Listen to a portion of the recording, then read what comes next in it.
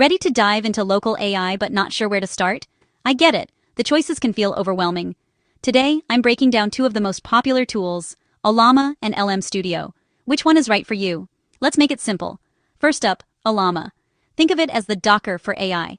It's a lightweight background service that's always ready for your commands or scripts. It lives in your terminal, so if you're comfy with command line tools or want to automate AI tasks, Ollama is a dream. Need a daily summary piped into your workflow? Or want to build a custom app powered by AI?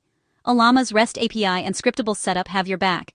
Plus, it sips memory, using about 100 MB when idle, and shines brightest on Linux or servers. Now, if all that sounds intimidating, don't worry. That's where LM Studio comes in. This is the user-friendly playground for AI beginners. LM Studio gives you a polished desktop app with a visual interface, no terminal needed.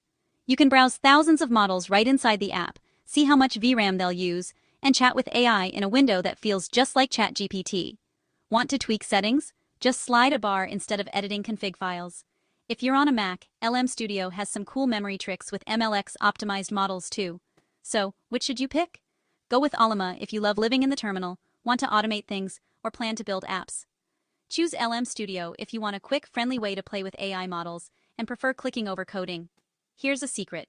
You don't have to pick just one.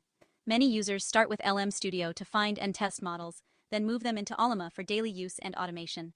Both play nice together on the same machine.